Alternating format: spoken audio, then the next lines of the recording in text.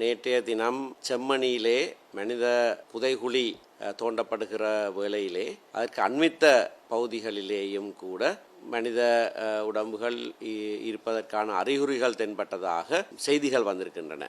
இந்த விடயம் நிறுத்தப்படாமல் முழுமையாக அறியப்பட வேண்டும். ஆகையினாலே இதற்கு பின்னணியிலே என்ன நடந்தது, யார் இதற்கு பொறுப்பாளிகள், எந்த காலகட்டத்தில் இது நடந்தது என்ற விடயங்கள் எல்லாம் வெளிப்படையாக தெரிய வேண்டும்.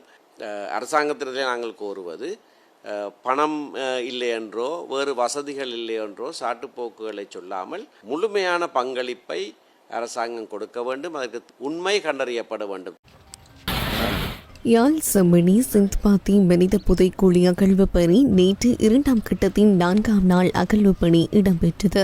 யாழ்ப்பாண நீதவான் நீதிமன்ற நீதிபதி ஆனந்தராஜ் அவர்களது கண்காணிப்பின் கீழ் மனித புதைக்குழி அகழ்வு பணி இடம்பெற்றது. இதன்போது சிந்துபாத்தி மனித புதைக்குழியில் நேற்றுடன் 18 மண்டையோட்டு தொகுதிகள் அடையாளம் காணப்பட்டுள்ளது. நேற்று 5 மண்டையோட்டு தொகுதிகள் மீட்கப்பட்டுள்ளது.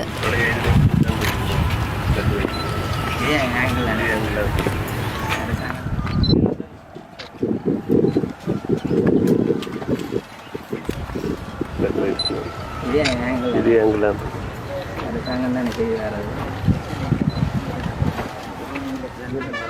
அடையாளம் காணப்பட்டுள்ள 18 மனித எலும்புக்கூட்டு தொகுதிகளில் 5 எலும்புக்கூட்டு தொகுதிகள் அகழ்ந்தெடுக்கப்பட்டு அவை சட்ட வைத்திய அதிகாரியின் பாதுகாப்பின் கீழ் வைக்கப்பட்டுள்ளது. அதேவேளை சில எலும்புக்கூட்டு தொகுதிகள் இணைந்த நிலையில் காணப்படுவதால் அவை ஒரே கிடங்கில் தாக்கப்பட்டு இருக்கலாம் என்றும், இதுவரையில் ஆடை அணிகலன்களோ காலணிகளோ எவையும் மீட்கப்படாததால் வெற்று உடல்களாகவே அவை புதைக்கப்பட்டிருக்கலாம் என்றும் சந்தேகம் ஏற்பட்டுள்ளதால் குறித்த பகுதி பாரிய மனித புதைக்குழியாக காணப்படலாம் எனவும் சந்தேகம் வலுப்பெற்றுள்ளது. அதேவேளை குறித்த பகுதியை மனித புதைக்குழியாக பிரகடனப்படுத்த கோரி யாழ் நீதவான் நீதிமன்றத்தில் சட்டத்தரணிகள் விண்ணப்பம் செய்துள்ள நிலையில் கட்டளைக்கு இன்றைய தினம் மன்று திகதியிட்டுள்ளமை குறிப்பிடத்தக்கதாகும்.